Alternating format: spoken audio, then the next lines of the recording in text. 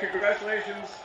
Congratulations, Tommy, on putting together an amazing event and really rallying the people of Britain. Elon, none of this could have happened without you giving the British public access to the truth and giving us free speech and fighting for our free speech. So on behalf of Great Britain and the British public, we're incredibly grateful, Elon. You're most welcome.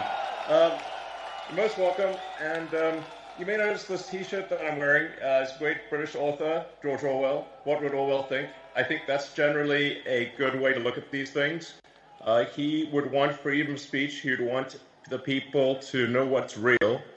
He'd want the people to fight against government oppression and fight for the truth and fight for the future of Britain.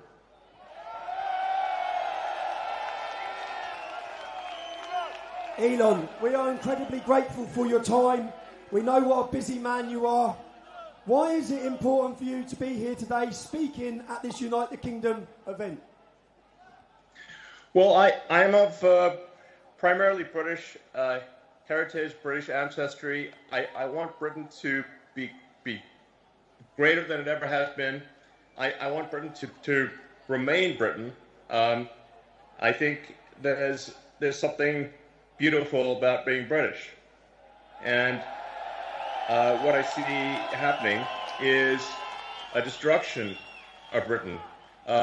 Initially a slow erosion, but a rapidly increasing erosion of Britain with massive uncontrolled migration, a failure by the government to protect innocent people, including children who are getting gang raped. It's unreal. The government has failed in its duty to protect its citizens, which is a fundamental duty of government. This has got to stop. There needs to be massive government reform in Britain. And the people need to be in charge, not some bureaucracy that doesn't care. Elon, I believe that's what we've started today. Power by the people, sending a message worldwide. Elon, you spend an incredible lot of money on X. Why is free speech so important to you? Well, I believe you can't get to the truth of things without freedom of speech, without active debate. There's so many on the left that want to just crush debate and put people in prison just for talking, as you were, just for speaking their mind. The essence of democracy is it should be a government for the people, by the people, and in fact, this is a government against the people and not for the people. This is why everyone is gathered here today, is something's got to be done. This is unacceptable. The government needs to be responsible to the people of Britain. It needs to protect Britain. It needs to protect the weak, those who cannot protect themselves, especially the children. And when I read about some of the horrific stories and how the government did nothing and tried to hide it, they try to hide these horrific crimes. And then you see how much violence there's on the left, with our friend Charlie Cook getting murdered in cold blood this week, and people on the left celebrating it openly. The left is the party of murder and celebrating murder. I mean, let that sink in for a minute. That's who we're dealing with here. That is who we're dealing with. Elon, to so many of the British public who are scared to exercise their free speech, they're worried about being imprisoned, they're worried about being attacked, even to share their speech on your platform of X.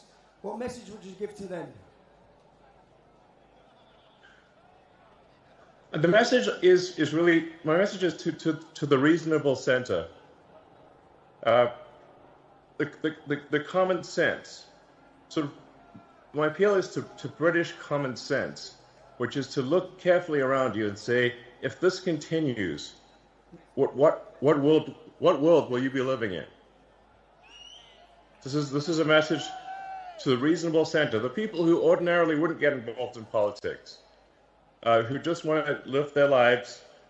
They don't want. they're quiet, they just go about their business. My message is to them, if this continues, that violence is going to come to you. You will have no choice. You're in a fundamental situation here where whether you choose violence or not, violence is coming to you. You either fight back or you die. You either fight back or you die. And that's the truth. Today, Elon, I think the British public are telling the world that they're ready to fight back. Good. Yes. Come on, Great Britain. Oh! Come on. We've inspired the nation. Elon, you've spoken a lot about woke culture, the woke mind virus, and how it damages innovation and freedom of thought. We know that DEI often sees people getting jobs when they definitely don't deserve them. Do you think this culture is holding back progress in the West? And what do you think needs to happen to reverse it? Yeah, I'm appealing to sort of common sense and fairness. I want to emphasize just common sense and fairness, which is that we should make our decisions based on merit, on how, if somebody is talented and hardworking, then that should be the only means of advancement. There should not be discrimination on the basis of sex or religion or any race or anything else. And what a lot of the woke stuff is, it's actually super racist, it's super sexist, and it's often it's anti-religion, but only anti-Christian. Like, why only anti-Christian? That's unfair. So this is why, again, my message is to the reasonable middle. Do you not want a world where there is fairness and common sense, and you advance as a function of how hard you work, and your talent, and your integrity? That should be all that matters. And the woke mind virus, that I call it, is against all of that. It's wrong. Thank you. Elon, we hear so much about censorship being pushed by governments and global corporations and organisations. A lot of people don't understand why we're allowing mass, uncontrolled immigration into all Western nations. Do you believe that there are powerful forces outside of elected officials, someone controlling governments, that are trying to control the flow of information, and how do we resist that pressure? I think when you look at the behavior of organizations or people, you have to say, what is the incentive for these organizations? And frankly, there's a massive incentive on the left to import voters. So if they can't convince their nation to vote for them, they're going to import people from other nations to vote for them. This is a massive factor. And frankly, it's a strategy that will succeed if it is not stopped. Thus far, it is succeeding. And you see strong movements to allow people who are not from Britain to vote in Britain, to allow people who are not from France or elsewhere to vote in those countries, and thus depriving the citizens of their democratic power. It's really a voter importation thing, and if they're allowed to succeed, if this is allowed to continue, they will succeed in importing voters, swaying the elections, and taking your vote away from you. That is 100% what is happening. Do you know what's great? The BBC and the mass media cannot control this, can they? I love it. I mean, the BBC is complicit in the destruction of Britain. And we pay for it, Elon. We pay for it. Yes. We're forced to pay for it. Do you know they send us to jail if we don't pay for it? You're forced to pay for your own destruction. It's insane. It's unfair. It is wrong. Elon, a lot of ordinary people that are here today, they feel ignored, they feel censored, or they're labelled just for speaking up about their legitimate fears and concerns in their communities. Do you believe technology, like X or even AI, can finally give power back to those people? Or do you think it will make censorship worse or even automate it? I mean, that's a complicated question. It really depends on what government is in charge. The government can obviously use whatever powers are available to suppress the people. And so I really think there's got to be a change of government in Britain. And you can't, we don't have another 4 years or whatever the next election is. It's too long. Something's got to be done. There's got to be a dissolution of Parliament and a new vote held. And really what matters is rallying the people of Britain, really getting the people of Britain to get the message out there, talk to your friends and family, and build a massive power base among the people. And like I said, you really got to appeal to the sort of average, the normal people that just want to go about their business, that they're sort of in a village somewhere, they're working, they just want to mind their own business. But you've got to point out to them that if we don't take action, they won't be able to mind their own business because other people are going to come and maraud them. There's genuine risk of rape and murder, and the destruction of the country, and dissolution of the entire way of life. And so, yes, in the normal course of business, if you weren't under a massive attack, then people should go about their business and just live their lives. But unfortunately, if the fight comes to you, you don't have a choice. You have to fight. So you have to rally all of the people of Britain to fight for the future. Let me ask and the people if this of Britain, doesn't happen, there won't be a future. Are you ready to fight for your future, Britain? Fight for your future. Do it. Go. Will we be gagged any longer, Britain? Go. But you know what I mean, Tommy. You know what I mean. I mean, I talk to my friends in Britain, and they're like, yes, they live in a village here or there, or a town or city here or there, and they're like, well, it doesn't seem like it's really that much of a problem. I'm like, well, if you want to know what's going to happen to your town and village, just visit London, and you'll see that it's filled with crime. It often doesn't feel like Britain at all, and it's only a matter of time before that is what happens to your town or village. It starts in London, but it will spread to every town and village in the country, and no one will have any peace. We're running out of time, people. We're running out of time. Elon, you've built rockets, you've built cars, you've built satellites, you've built AI. Things most of us couldn't dream of. It's fair to say you're a visionary.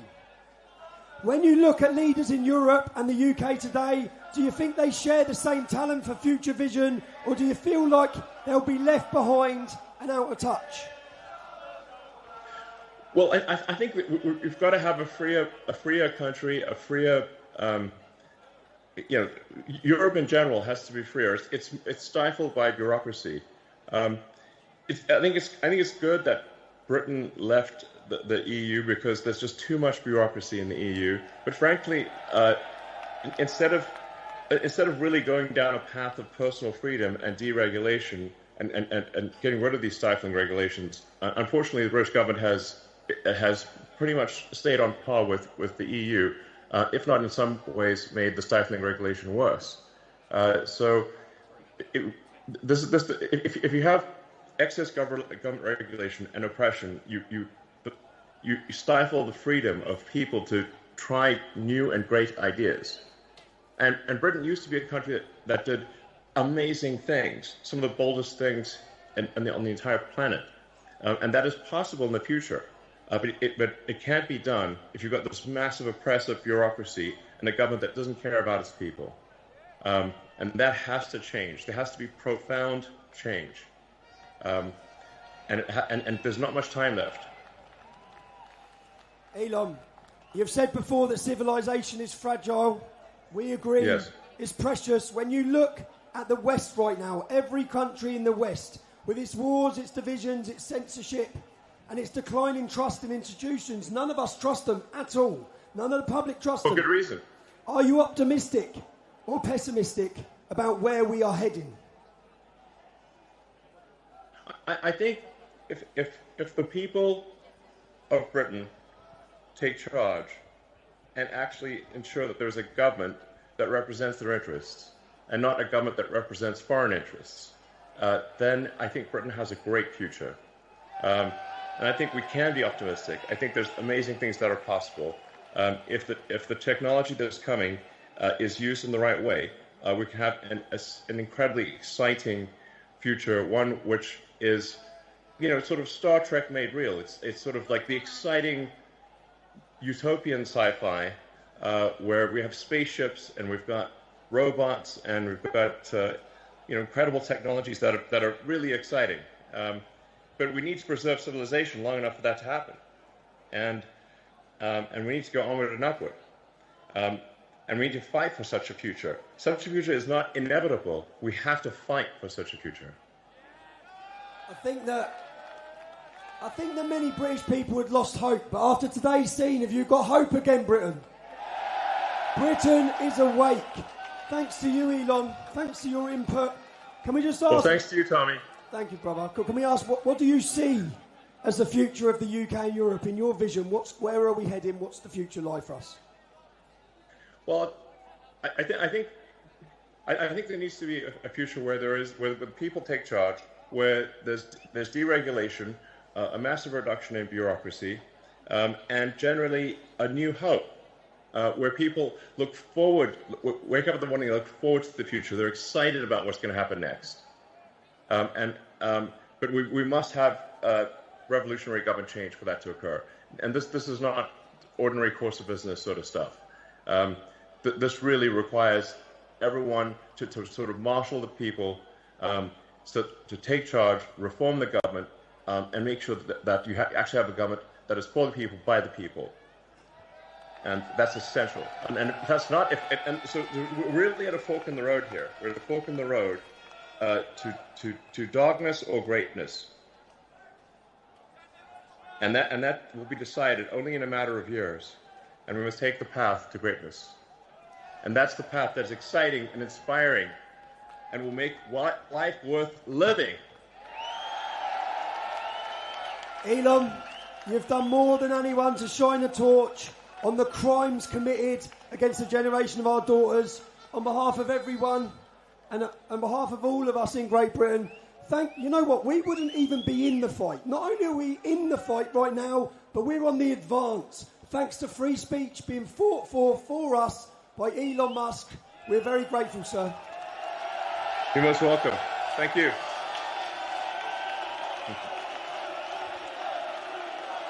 All right.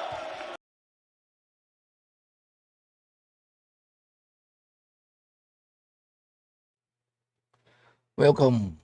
Thank you, everyone, for your comment. Thank you, everyone, for your comment. Funny.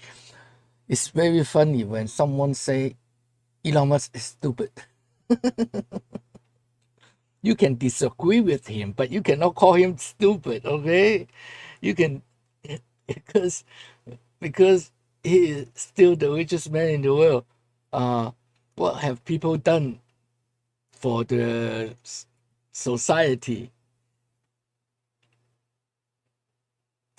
Elon Musk did like 4 things at the same time.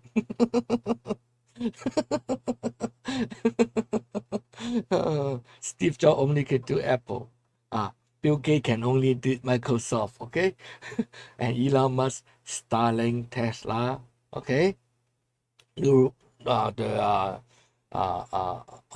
SpaceX and Neuralink, that's 4 things. And the Boring company is doing the tunnel thing. I don't know how that goes, okay? And all other stuff, okay? So you can disagree with Elon Musk, okay? You cannot call him stupid. If you call him stupid, I don't know. I don't want to insult anyone here, you know? I want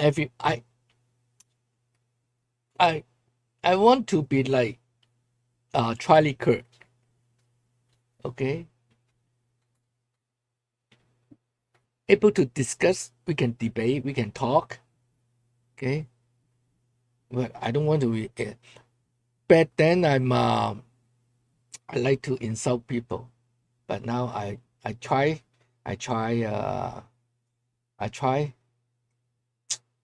to be nice. Okay, I try to be nice.